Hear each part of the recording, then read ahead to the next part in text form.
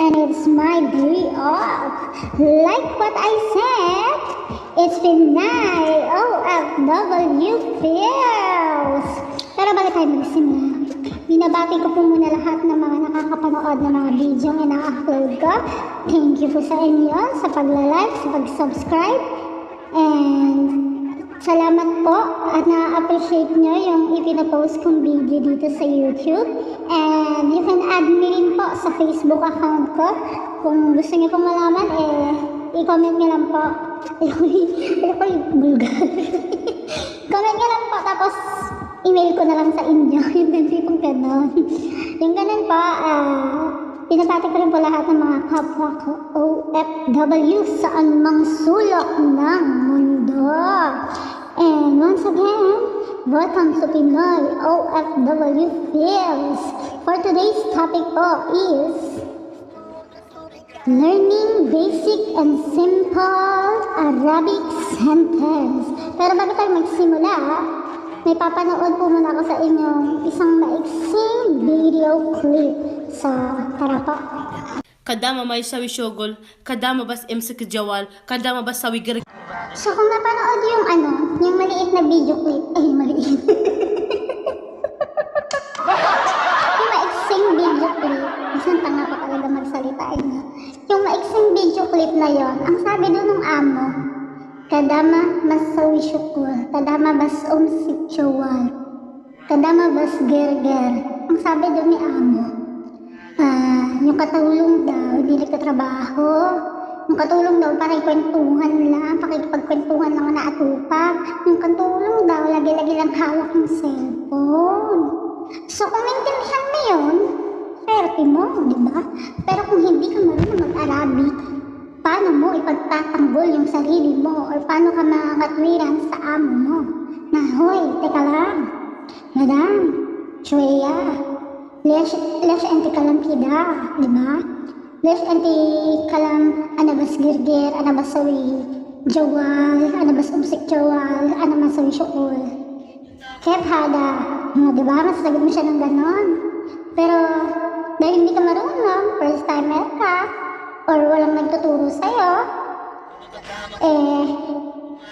kameme ka lang. So ang gagawin ko ngayon, isi-share ko sa inyo yung mga simple and basic Arabic sentence na araw-araw nating ginagamit. Like, ano to? Ano yun? Sino to? Anong pangalan mo? Diba? Yung mga araw-araw na possible mong gagamitin as OFW sa Middle East. So, let's start! So, we're back. Pero medyo muna tayo, paalala. Kapag nag-aaral kayo ng Arabic, huwag nyo huwag nyo i-force yung sarili nyo. Huwag nyo, kailangan matutunan ko lang. Hindi ganon. Guys, kalma lang. Araw-araw, halimbawa, may nakita ka. Ito. Sample na lang natin. Halimbawa.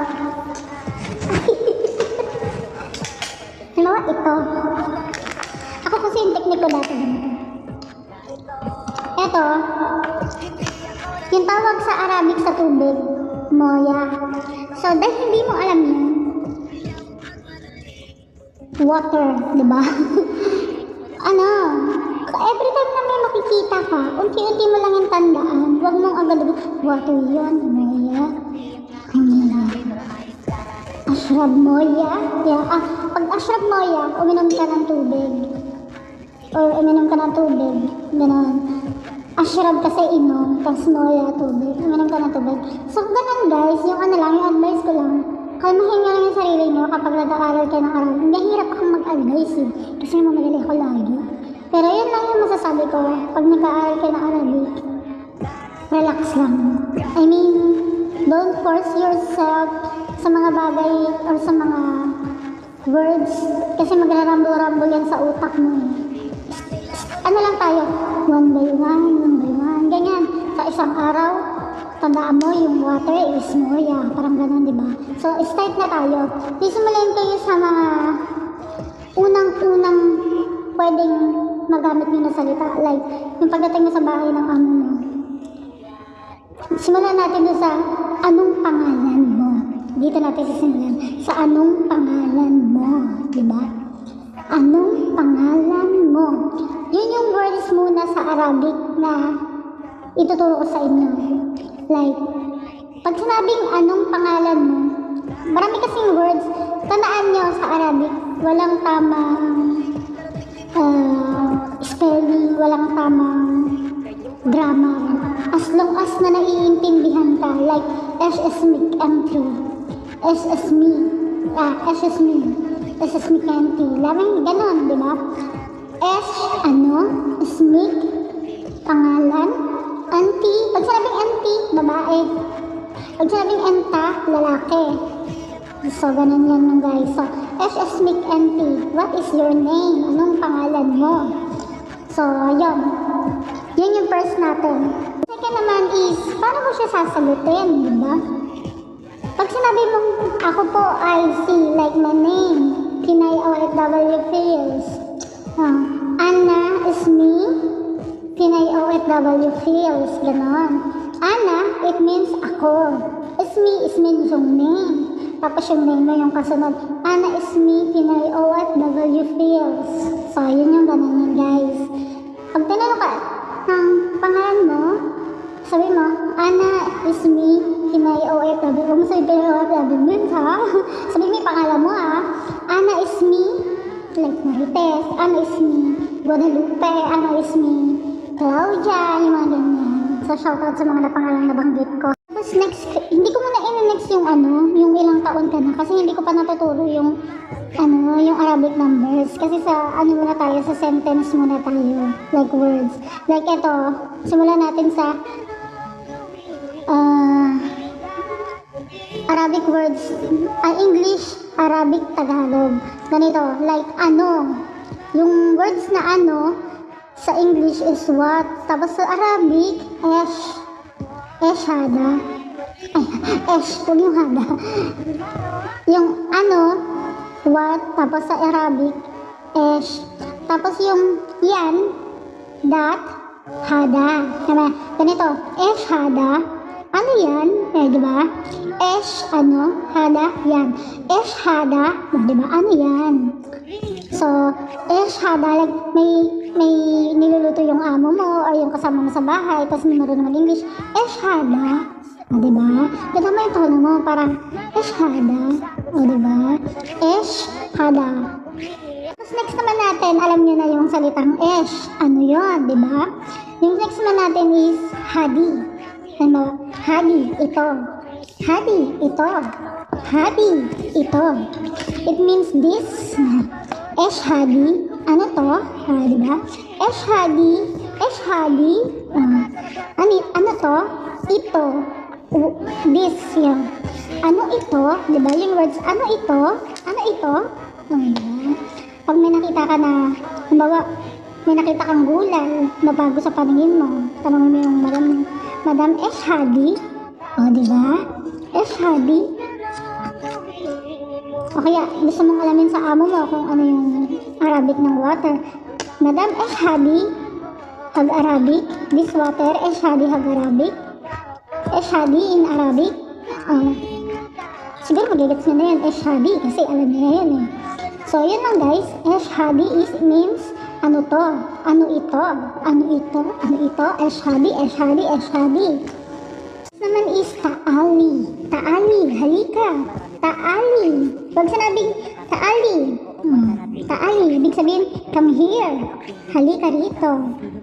Halika, ganon. At pag pinagturo na ng ibang salita, kung saan ka pinapapunta, paano yun? Like, taali hina. Hina means here. Taali hina. Taali hinak. Hinak. Pwedeng may K sa dulo or walang K. Taali hinak. Diba? Taali hinak. Diba? Hinak, hina or hinak, it's okay. It doesn't matter. Basta taali hinak. It means come here. Yun lang yun guys. Come here. Halika rito. Manood ka sa akin. Taali hinak. Shubhana. The next is ano ba? Bakit? Kasi guys pala, naalala ko, nakalimutan ko. Yung hinak, pwede rin sabihin na dito o daan. Hinak. Parang tinulong na hinak. Parang dyan. Dyan. Doon. Parang ganun din. Taali hinak, halika rito. Hinak pala, o yun pala. Hinak doon or dyan. Parang ganun. Taali hinak. Come here. Tapos pag sinabi niyang hinak, doon yun. I mean, doon. Tinuturo niya na doon ka pumunta. Malalaman wala na sa sentence niya. Pero pag narinig na yung words na yun, taali hinak, come here. Pero pag sinabi ng hinak, o doon ka. Ganon. Pag tinawag ka ng amo mo, like, ako, tinatawag ko, Pinay! Ang sagot mo naman, ako kasi sagot ko, yes, madam. Pero kung gusto mong masanay na Arabic, na, madam! Ganon. Sigaw ka rin. Huwag kang hiya sumigaw. Libre lang yun. Pwede yun. Huwag mong uwiin yung sarili mo na pag mamadali ka tumakbo para magpakita sa hindi. Ganito. Pag tinawag ka, Pinay, na, madam! Lagi mo dudugtong na, madam. Huwag mong, naam! Parang bastos kasi pakinggan pag naam lang. Kailangan dugtong mo ng madam. Ganyan. So, pag tinawag ka, yun lagi mo isasagot. Madam. Ganon. Huwag lang, naam. Huwag ganon. Ano yun? Respect natin, madam. Madam. Nabingan mo, hanggat kaya mo lang bingan. Diba? Isa rin yung sa dahilan kung bakit ka nila magugustuhan. Lagi madugtungan yung salita, madam. Basta tandaan mo pag tinawag ka, Pinay! Maricel! Madam! O, diba? Tapos halimbawa, may sinasabi siya sa'yo. Sabi niya sa'yo,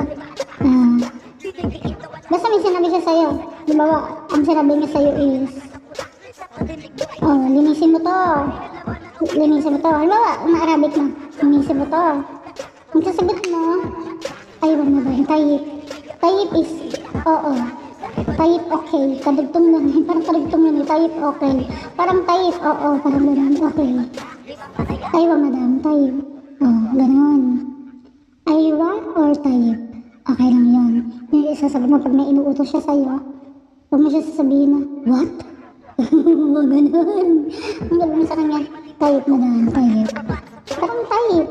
Oo, madam. Tapos yung boses mo, ano yun? Hindi mo kailangang lambingin ng sagot. Parang may respeto yung sagot mo. Type, madam. Aywa, madam. Yung gano'n, diba? Aywa o kaya type. Yung pag may inuutos siya sa'yo. So, next sa inyo, yung sorry. Baba, may nagawa kang madalas, siyempre pag baguhan tayo, may nagagawa tayo ang aksidente, nabasag mo yung baso. Malish. Pag sinabing malish, it means sorry, pasensya. Malish, madam. Diba? Tapos, kung di mo pa kayo alam Arabic yung baso, malish, madam. Tapos, pakita mo yung baso. Parang ganun ako eh. Malish, madam. So, yung malish is sorry, pasensya na. Malish, madam.